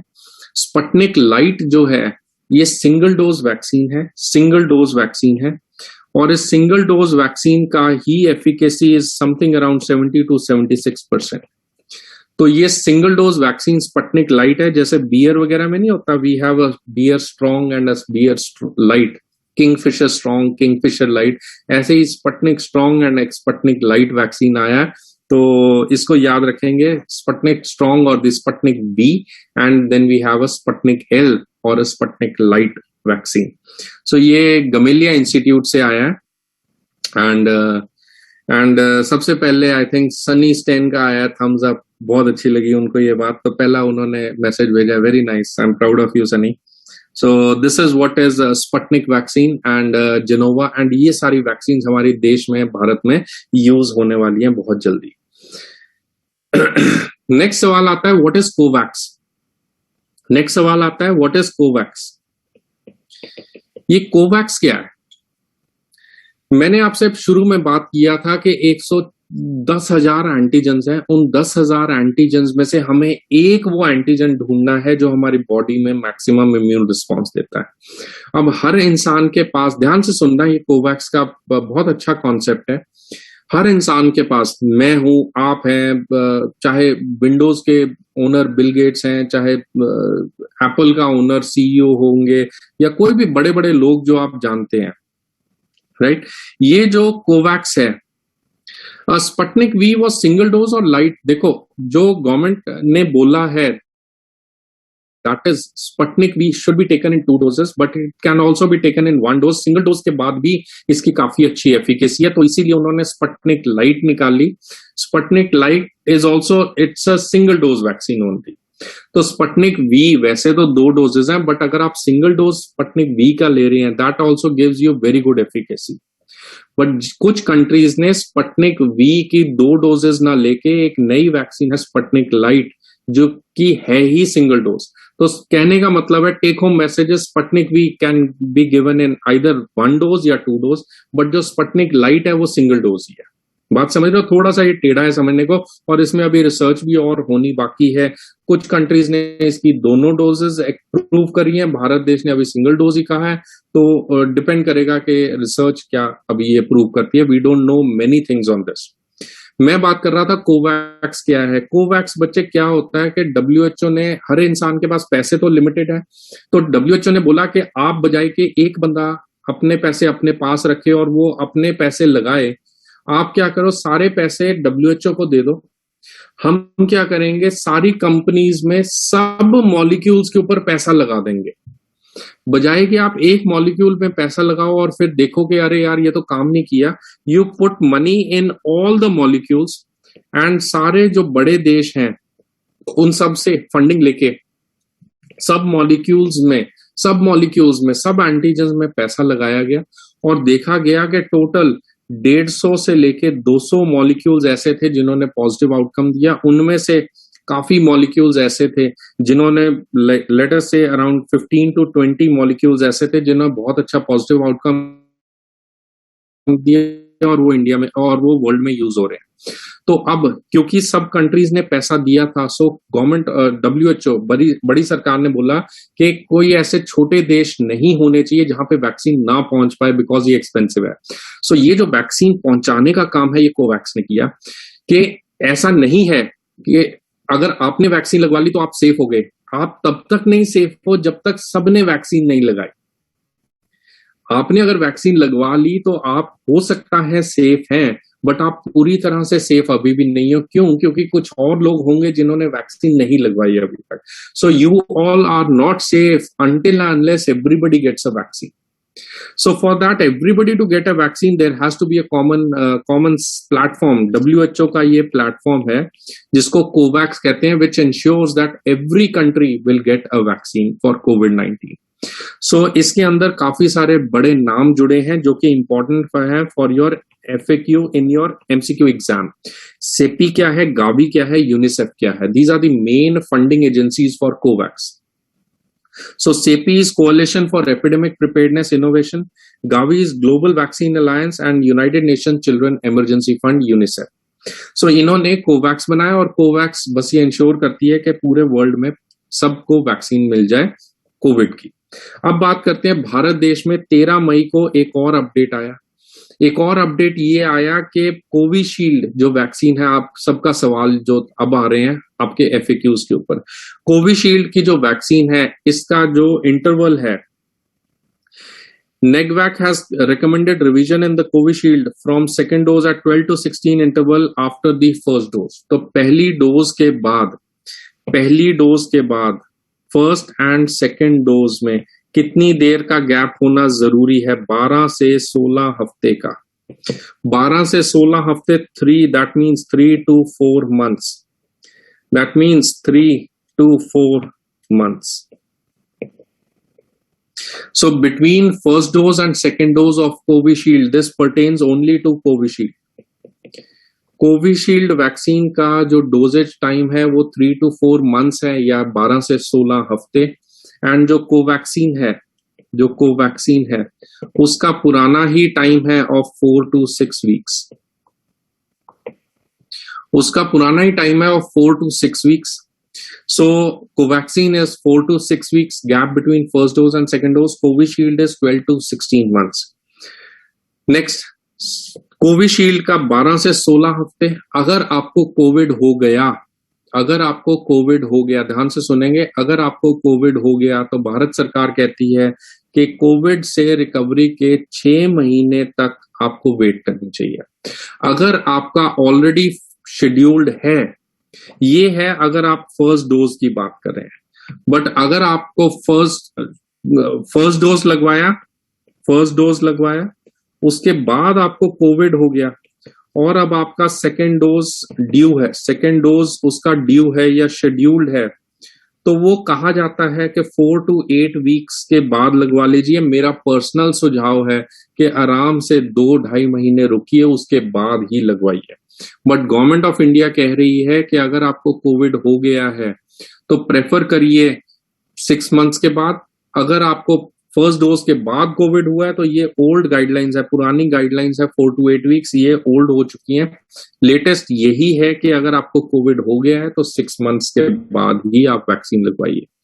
इसके बाद तीसरी अपडेट आई है कि अगर आप प्रेग्नेंट हैं, अगर कोई फीमेल है जो प्रेग्नेंट है या फीमेल है जो लैक्टेटिंग है, अगर फीमेल प्रेग्नेंट है या फीमेल लैक्टेटिंग है, वो फीमेल जो है पहले ना कोविशील्ड लगवा सकती थी ना वो कोवैक्सीन लगवा सकती थी। अब भारत देश ने उनको एलिजिबल पॉपुलेशन में डाल दिया।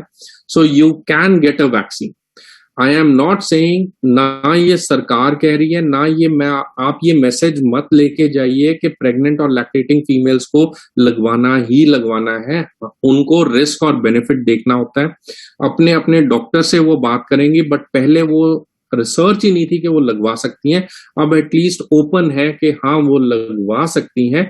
जिन फीमेल्स को कोई प्रॉब्लम नहीं है, कोई एंटीबॉडीज, इम्यून सप्रेशन या इम्यून डेफिशिएंसी की प्रॉब्लम नहीं है, वो जरूर कोविशील्ड को वैक्सीन लगवा सकती हैं।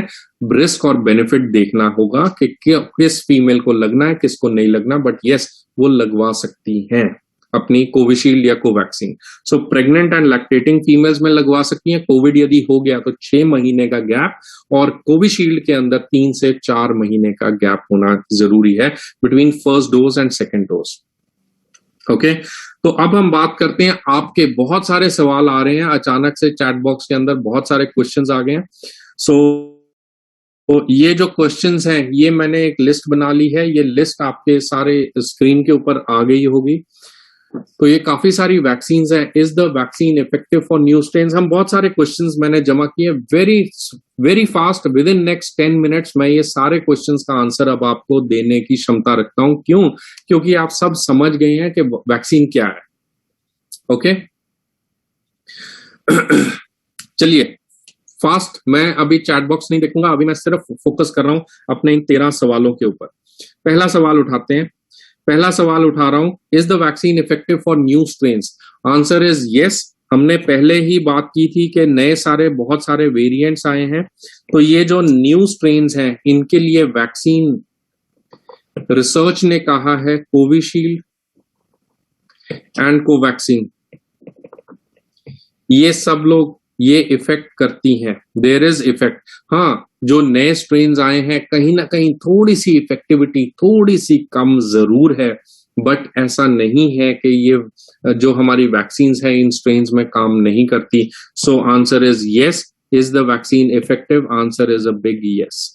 It is effective. It is not that they are not effective, but yes, थोड़ा सा इफेक्टिविटी कम जरूर है, ये रिसर्च ने बताया। What is the gap? Next MCQ. What is the gap between two Covishield? Question is यहाँ पे Covishield. So अगर कोविशील्ड वैक्सीन की आज की डेट में 19 मई 2021 की आप बात करें, तो आज 19 मई 2021 की अगर आप बात करें तो कोविशील्ड वैक्सीन में 3 से 4 महीने का गैप होना अनिवार्य है between first dose and second dose, right? Why 12 gaps? Why 12 weeks gaps? Why not to get it a little bit faster? Why 12 weeks gap? Why not to get it by a little bit faster? तो ऐसा क्यों भारत सरकार ने बोला? एक research हुई थी जिसमें हमने कोविड-19 की जो ऑक्सफोर्ड स्ट्रेन है उस वैक्सीन को देखा। सो ये एक रिसर्च का मैंने स्नैपशॉट लिया है। इसमें देखा गया कि जो Covishield vaccine with in 1 month अगर देते हो 22 से 30 दिन में, तो 76% एफिकेसी है। 1 से 2 महीने देते हैं तो 72.8% एफिकेसी है। 2 से 3 महीने में 78% है। 3 से 4 महीने में कम हो गई, 31% हो गई। तो 3 हफ्ते का से 3 महीने का जो गैप है ये बेस्ट टाइम पाया गया। क्यों बेस्ट पाया गया? This is the optimum time, optimum time for getting the Covishield vaccine. या तो कुछ कंट्रीज ने 3 हफ्ते लगाया, कुछ कंट्रीज ने 3 महीने लगाया। अब जैसे जैसे कुछ कंट्रीज ने अलग अलग, भारत सरकार भी तो पहले 4 से 6 हफ्ते का था, फिर 4 to 8 वीक्स किया। तो जैसे जैसे डेटा आया वैसे वैसे हमने चेंज किया। अभी जो लेटेस्ट डेटा आया वो ये आया कि यदि आपका 6 हफ्ते से कम का गैप है तो जो फाइनल पॉपुलेशन लेवल पे जो एफिकेसी आ रही है, इफेक्टिविटी जिसको हम कहते हैं, वो 53% है। बट यदि आप 12 हफ्ते से ज्यादा का गैप करते हो तो जो हमारे पास इफेक्टिविटी आती है दैट इज 78-79%। सो इतना इंक्रीज होता है इफेक्टिविटी में। सो भारत सरकार ने सोचा कि आप 12 से 16 हफ्ते का गैप ही ऑप्टिमम गैप है। सो पहले हम 3 वीक्स to 3 मंथ्स का गैप लेते थे, वो समझ में आया कि नहीं है। अभी लेटेस्ट ओपिनियन है फॉर ऑक्सफोर्ड एस्ट्राजेनेका वैक्सीन के 12 से 16 हफ्ते का गैप होना चाहिए। तो काफी लोग कहते हैं ये वैक्सीन शॉर्टेज की वजह से, शॉर्टेज हो सकता है कि हो एक रीजन, बट उसके अलावा हमारे पास साइंटिफिक रीजन भी है कि 12 से 16 हफ्ते के अंदर जब लोगों ने वैक्सीन 1 एंड वैक्सीन 2 लगवाया तो देखा गया थोड़ा उसका बेटर आउटकम देखा गया है। तो ये हमारे जो साइंटिस्ट हैं, हमारे जो रिसर्चर्स हैं, उन्होंने पाया कि ये बेस्ट ऑप्टिमम आउटकम है 12 to 16 वीक्स का। इसलिए हमने 12 हफ्ते का गैप किया। ये भारत सरकार ने किया है। ये गैप रिसर्च बेस्ड है। शॉर्टेज जो है वो टेम्पररी होती है, तो ऐसा नहीं है कि शॉर्टेज के बेस पे इतना बड़ा नेशनल पॉलिसी चेंज हो जाएगा। तो शॉर्टेज जो है वो टेम्पररी है, बट जो मेजर बड़े ग्रॉस बिगर स्केल पे है वो मेनली हमारी जो बात है वो रिसर्च बेस्ड है। नेक्स्ट क्वेश्चन करते हैं, is it safe for pregnant and lactating female? मैं दोबारा से आपको बोल रहा हूं कि गवर्नमेंट ऑफ इंडिया की तरफ से ऐसा नहीं है। पहले था pregnant and lactating females eligible नहीं थे। तो अब pregnant and lactating females can take covid vaccine, Covaxin लगवाएंगे, कोविशील्ड लगवाएंगे। उनमें अभी डेटा हमारे पास रिसर्च में नहीं है कि कितनी उसकी सेफ्टी है, कितनी एफिकेसी है, but yes they can take, yes it is safe. And I think एक मैसेज भी आया प्रतीक मोदी का, sorry for the water break, that as per the guideline issued by the Chief Secretary, COVID-19 vaccination is recommended for lactating females. That is correct. So pregnant and lactating females can take a vaccine. They can take, depend करेगा उनको कोई और autoimmune या कोई और ऐसी तकलीफ या ऐसी बीमारी तो नहीं है। Question number 5, I have taken Covishield. Can I now take Covaxin? अगर आपने कोविशील्ड लगवाया है, उसके बाद अगर आप कोवैक्सीन लगवा रहे हैं या कोवैक्सीन के बाद कोविशील्ड, मिक्सिंग ऑफ वैक्सीन के ऊपर there is no data available and it is not recommended.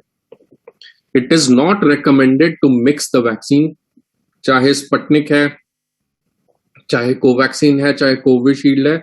आज की डेट में 19 मई को अभी के लिए there is no recommendation for mixing of vaccine.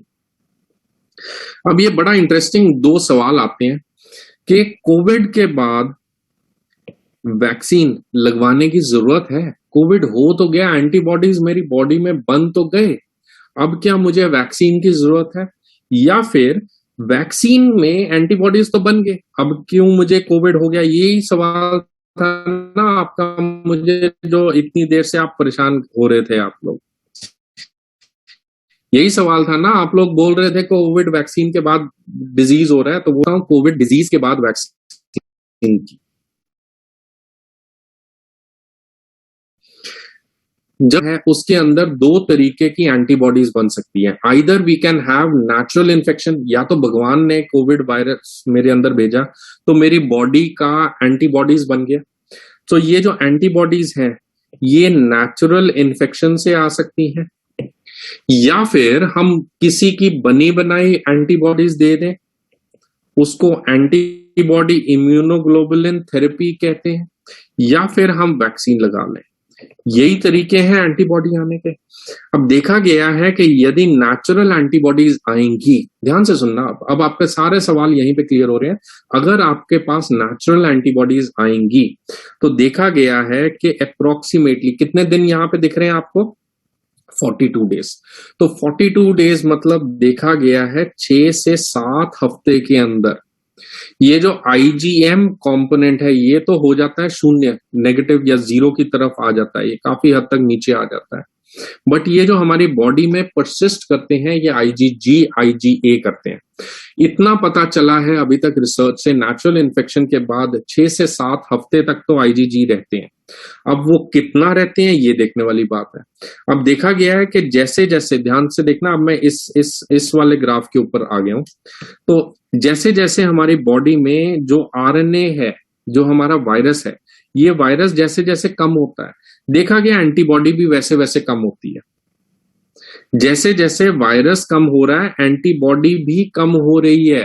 तो कहां पे ये नीचे तो आ रहा है, ये पॉइंट नीचे तो आ रहा है, अब वो कहां पे 0 यहां पे होता है या ये ऐसे रहता है ये तो अब पता नहीं ना, रिसर्च ने नहीं बताया। हाँ, इतना पता चला है कि अप्रोक्सीमेटली 3 to 4 months तक एंटीबॉडी इज डिटेक्टेबल।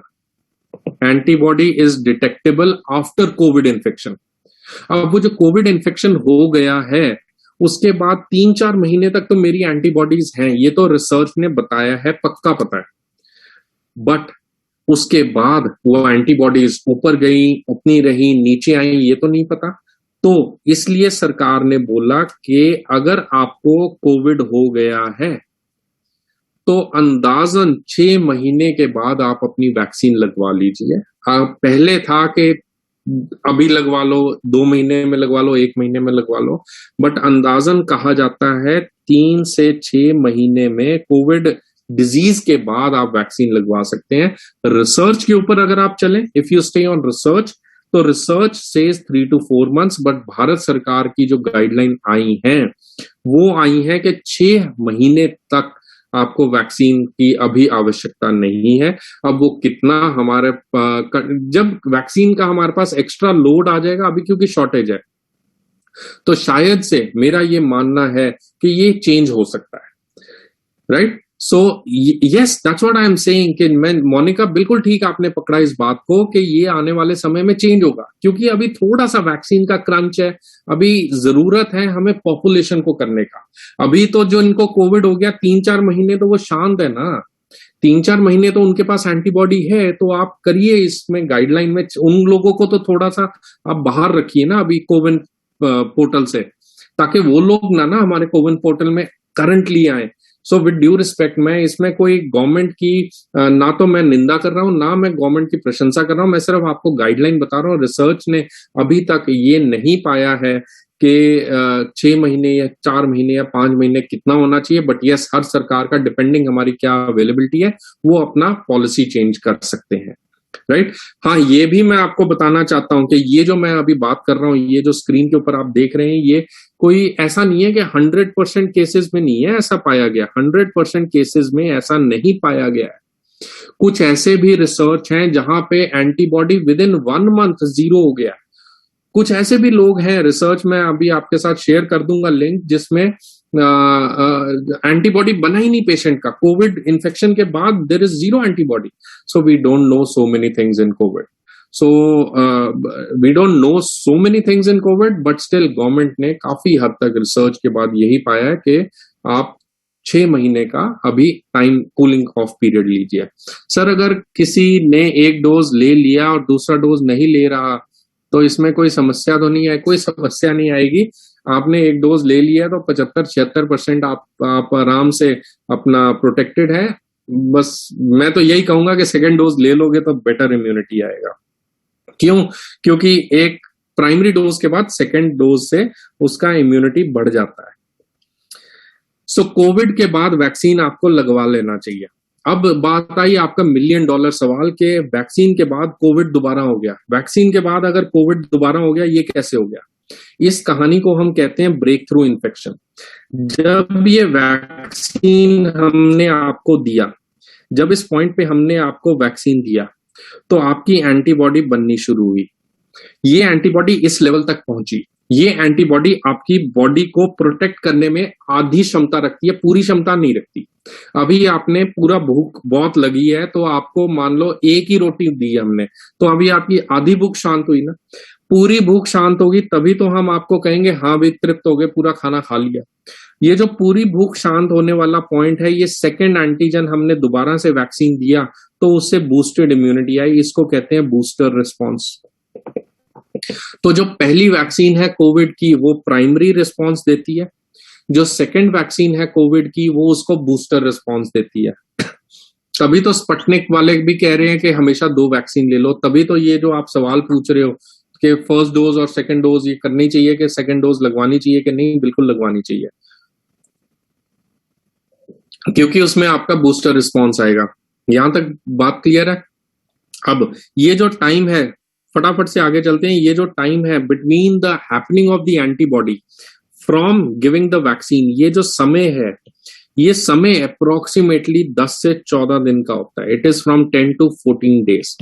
तो जब आपने 1 मई को अगर वैक्सीन लगवाई, तो आपको 14 मई तक आपकी एंटीबॉडी थोड़ा सा आधे लेवल तक आ सकती है। अब ये जो 10 से 14 दिन का टाइम पीरियड है, इस दौरान अगर किसी को इन्फेक्शन दोबारा हो जाए, क्योंकि इतना ज्यादा कोविड फैला है, या फिर कोई बंदे बहुत लूज हो जाते हैं, मास्क वास्क नहीं लगा रहे वैक्सीन के बाद, तो उस वैक्सीन में, उस केस में हम कहते हैं कि पेशेंट को ब्रेक थ्रू इन्फेक्शन हो गया, राइट? सो इसको ब्रेक थ्रू इन्फेक्शन कहते हैं। तो ये 2 हफ्ते का होता है, इसके बाद भी हो सकता है। क्यों? क्योंकि इस पॉइंट तक भी तो आपका पेट आधा ही भरा है ना, आपका पेट पूरा भरा होना चाहिए टू हैव गुड एफिकेसी। तो ये ब्रेक थ्रू इन्फेक्शन होती है, ये हर वैक्सीन की प्रॉब्लम होती है। तो कोविड डिजीज वैक्सीन के बाद होना नॉर्मल सी बात है। नॉर्मल इन द सेंस कि ऐसा नहीं है कि उसको वैक्सीन करके हुआ है, बट इसको ब्रेक थ्रू इन्फेक्शन कहते हैं। और क्योंकि हमारे देश में इतना ज्यादा कोविड वायरस फैला हुआ है, तो ब्रेक थ्रू इन्फेक्शन की संभावना थोड़ी ज्यादा हो गई।